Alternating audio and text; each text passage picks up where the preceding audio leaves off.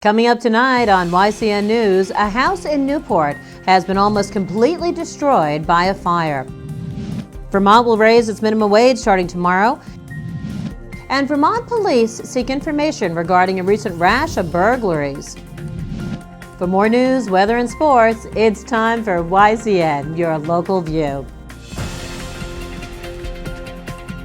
Now, your daily digest of the Dartmouth Lake Sunapee region, southern Vermont, and Windsor County. News, sports, weather, and all that is happening in our area. The news on YCN, your local view. Good evening and welcome to this Wednesday, New Year's Eve edition of YCN News. I'm Laura James. The work to pinpoint how a fire started in a home on Church Street in Newport, New Hampshire continues. Yesterday morning's fire at 68 Church Street left the home unable to be lived in due to damage. The fire may have been due to an electrical problem that started in the basement. An investigator working on behalf of an insurance company was on the scene today, yet declined comment, referring questions to the Newport Fire Chief, Wayne Conroy. Now, Church Street is a dead-end street that abuts a cemetery. Homeowners Marilyn Bullis and Ted Saxton were not home at the time of the fire, but neighbors alerted first responders around 9:46 a.m. of smoke pouring out of a first-floor window, according to Conroy. The 2 1/2-story home is assessed at $111,300, reported the Eagle Times. It took until 11:45 a.m. for the fire to be declared under control. By 12:06 p.m., the home was handed back to Bullis and Sexton. That means the couple must notify the insurer of the fire and begin the discovery process of fire cause and damage repair as well. Mutual aid from Leominster, Claremont, Sunapee, New London, and Goshen assisted the Newport Fire Department. Meanwhile, the Croydon and Newberry Fire Departments manned the Newport Fire Station, ready to handle any other calls for service. The power source leading into the house was shut off by PSNH. The home is insured, fire officials say. Fire Chief Wayne Conroy encourages anyone with questions or information regarding the fire to please call him at 603-863-1416.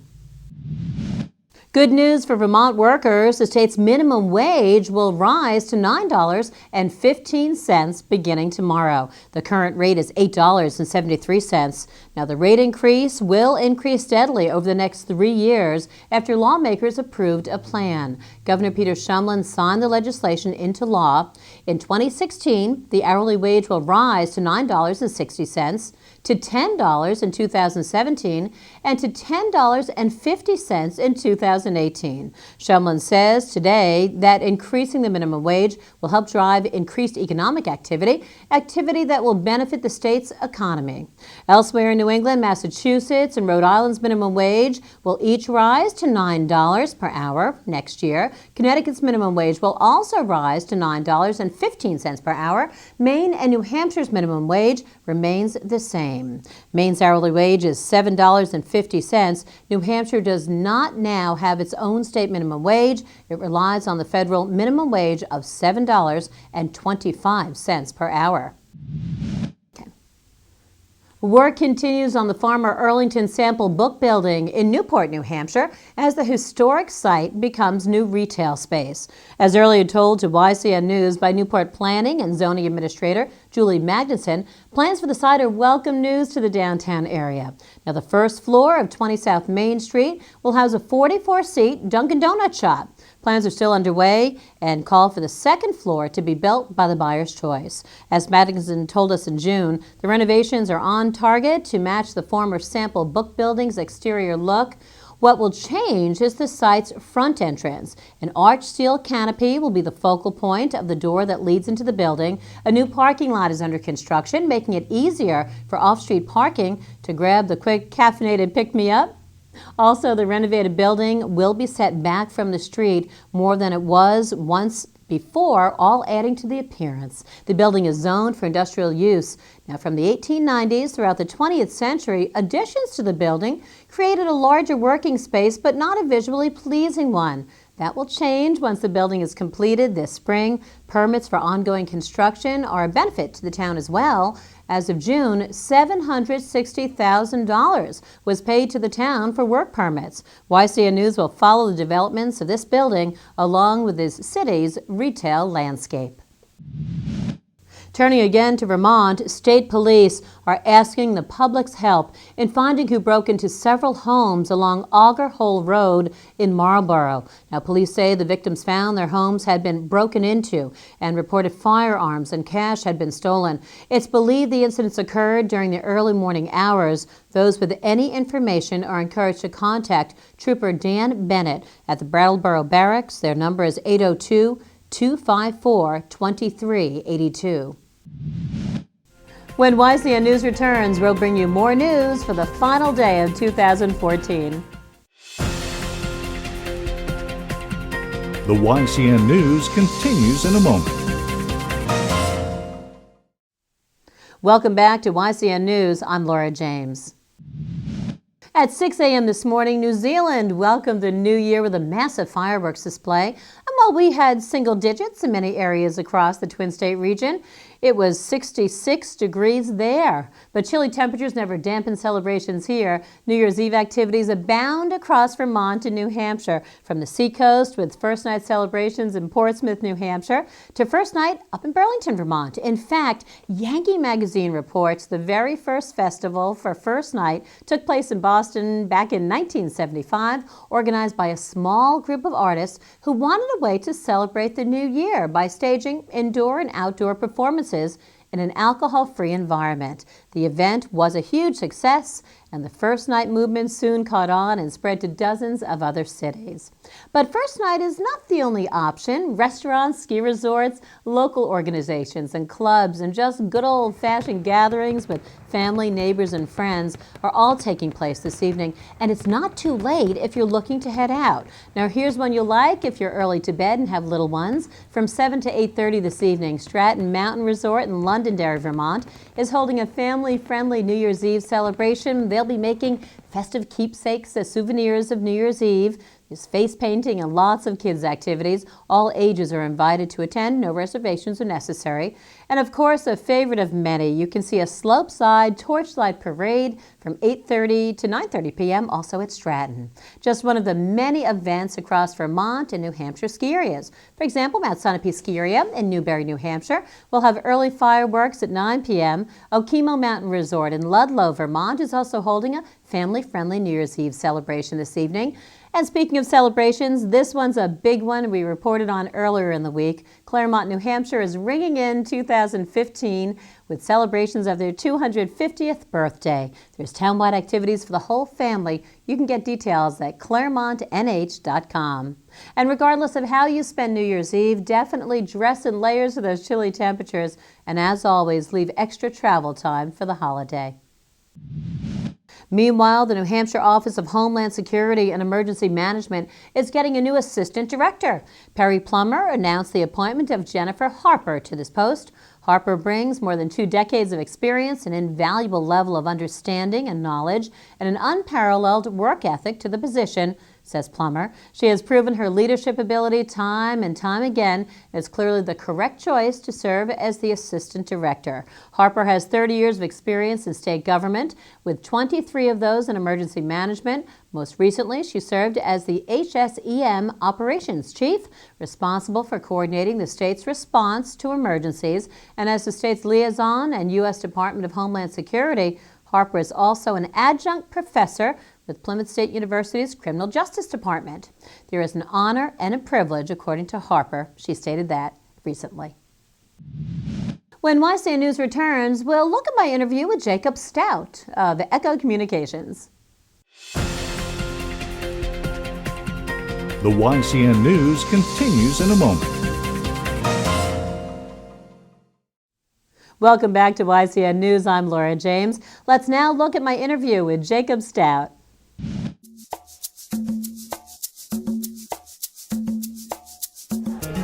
Thanks so much for joining us. I'm Laura James, and we are live today. Well, actually recorded by the time you see this, but we are at the Business After Hours celebration. It feels like one, doesn't it, Jacob? It does. It really does. And we're at Sunapee Cove in Georges Mills. Beautiful setting on the shores of Lake Sunapee. I'm speaking with Jacob Stout. Thank you so much for joining us. Thank you for having me. Yeah, so glad you're here with Echo Communications. That's right. Oh boy, you say Echo, you know what I think of? The shopper? The Kearsarge shopper. It's the Bible, really. That's what I hear on the street. Yeah, if you need something, go to the shopper. I never stop hearing that from people, which is always good to hear. I'm sorry, it's an old joke, isn't it? It is. Never gets old. Exactly. But Echo Communications is a lot more than the shopper, isn't it? We are, yes. Tell us what you do. We have our own print shop. We have 3 presses we run. Two color. One is specifically for the shopper, it's just black and white. We have a smaller Hamada press, it's called. We do letterhead, envelopes, nothing bigger than, say, 11 by 17, around that size. Okay. And then we have another 2-color press, which we do all of our color printing on. So we can do 4-color. We do have to do 2 runs, but we can still do the 4-color, no problem. And that's kind of the key, right? That 4-color is that big leap. That is, into, yes. Yeah, making different publications. It is. Right? Yep. And I'm sure people have seen there's more color in the shopper these days. There is. That's what we're using that press for. So. Oh, that's awesome. Okay, now, so what kind of things, if I need a poster to promote something for a nonprofit I'm involved with, I don't have to go out of town? You don't. No, we can do everything right there. We also have a digital press that is, we can do as big as 13 by 19. Okay. So, and we can print that the same day. If you have a file ready, you bring it into us, and we can print that right there. Seriously? Seriously. No, that's really good to know. I didn't realize that. So you can really turn those around very quickly. Absolutely. Okay, and you said digital files. So things have changed technology-wise. Yes, you can email us a PDF. Okay. Bring it in on a flash drive or CD. We can take it right off the CD, send it right to our press, and have it out in no time. Posters, letterhead, business cards, anything of that nature. Now you do graphic design. I do. And how long have you been doing it for, if you don't mind me asking? It'll be 4 years in January that I've been at Echo, and I do have other experience and my college degree. So have things changed in that time as far as graphic design? I think so. Yes, a lot of the process has as well. Taking it from the customer, getting it to the press. Okay. And I've noticed a lot of the changes in the software. Actually, you can do a lot more nowadays from 4, 5, 6 years ago when I started. Which is awesome. It is. So, but if I still come in with an idea, you just do the quick layout for me, and I don't have to do that on the computer if I don't need to. Nope. Okay. We can lay stuff out. We can print it right out. It's full service. Full service.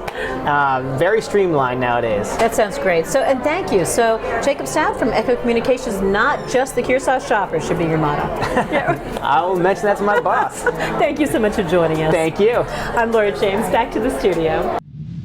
When YCN News returns, we'll find out our end of the year forecast. The YCN News continues in a moment.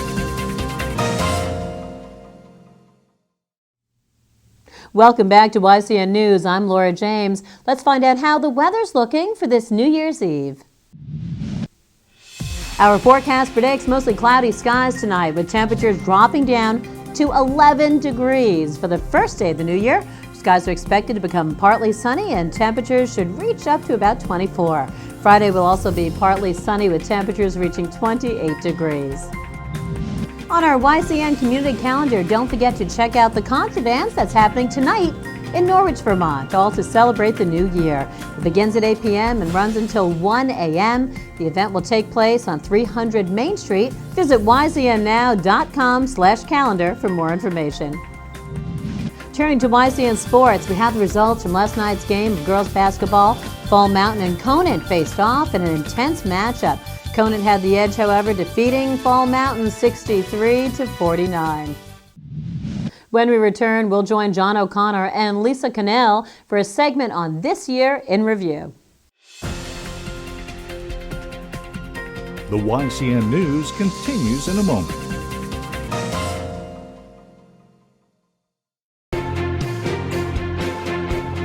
Joining me is Lisa Cannell, our news director at YCN. So Lisa, let's continue with the year in review and let's be politics. Okay. And there's a lot on both sides of the river to talk about. True. New Hampshire, Vermont, where are we going to head? Oh gosh, let's start with Vermont. Okay. I think that from my vantage point, the lead story was we don't have a governor at the end of the year.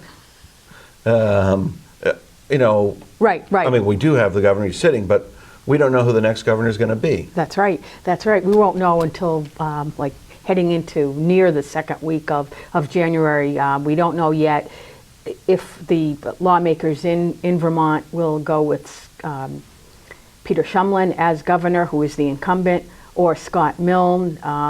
Milne isn't actively campaigning, but he is letting it known that he feels that he would do a better job. He would take a conservative, a cautious approach. And we're having to wait to find out who's going to be governor because neither candidate won 50% majority of voters' votes. Candidate Feliciano pulled some votes away, and I haven't heard it from Scott Milne, but he might be perhaps a little ticked off that this happened. Is this going to be the future of Vermont politics? Multiple parties vying where there has to be a second vote of some sort? Or is this just, I mean, I know it's happened in the past. True, that's right. But is this an anomaly? Or are we actually starting to see the emergence of a variety of political parties that are going to be able to survive beyond one election? That's an excellent point, and that could happen because take a look at Lieutenant Governor.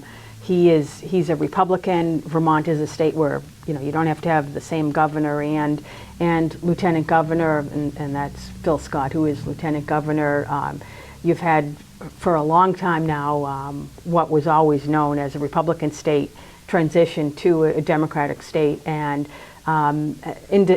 independents are getting more notice. People are voting their conscience, and they're not following straight along political lines. So this is an excellent point that you've just made, because unlike other states nearby in New England, you're seeing a bit of a shift there in Vermont. See, is there the rise of like the Green Party, or will there be a real solid third or fourth party emerge that takes 5, 6, 10% of the vote, or is it really? I mean, what do you, when you talk to people, what do you see?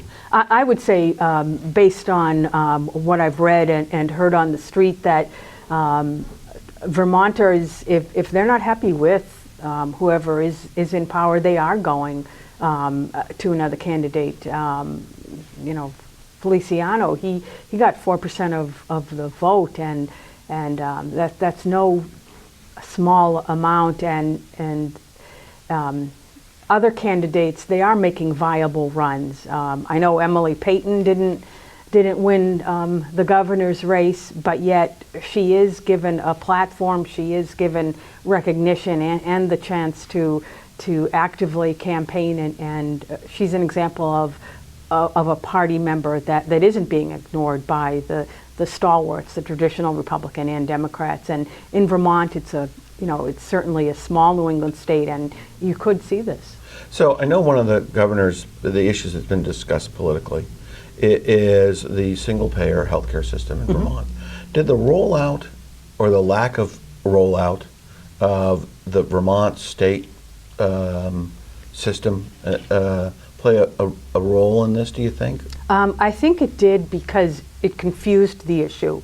When Vermont Health Connect started, there were computer problems, and those had to be resolved. And while people are trying to sign up for healthcare insurance, there's the noise in the background. The talk from the governor, let's go to a single payer, a universal healthcare, have everyone in Vermont covered.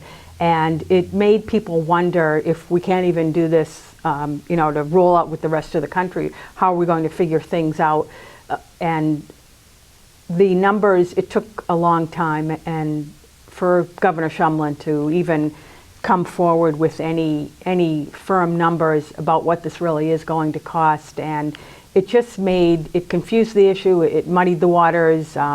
Lawmakers wondered, we need to see some numbers to really talk about this, and certainly with Jonathan Gruber, who one of the consultants on this, not just in Vermont, but in other states, making derogatory statements about American residents signing up for health care. It hasn't helped, and with the economy, it has really hurt the issue. I think the idea in people's minds, some people's minds, may be a solid one, a good thing to do, but for Vermont, it's just not going to happen, not at this time. So we got about 10 seconds. Do you think, you said not this time, do you think next year we'll see real progress toward single payer? And you got 5 seconds now. Okay, I do, because the idea is out there, and there are medical doctors that are saying this is a good thing, and then we have the other side. I do. It's worth exploring, and if Vermont can further make a name for itself, why not? Okay, we're out of time in this segment. Thank you for joining us this Wednesday, New Year's Eve edition of YCN News. For those of you watching us at 5:30, don't forget, starting January 4th, YCN News is moving to 6:30 p.m., so mark your calendar. And as always, be sure to like us on Facebook and follow us on Twitter. And you can watch our programs anytime online on YouTube or ycnnow.com. Wishing you and your family a very happy New Year. I'm Laura James for YCN, your local view. Good night.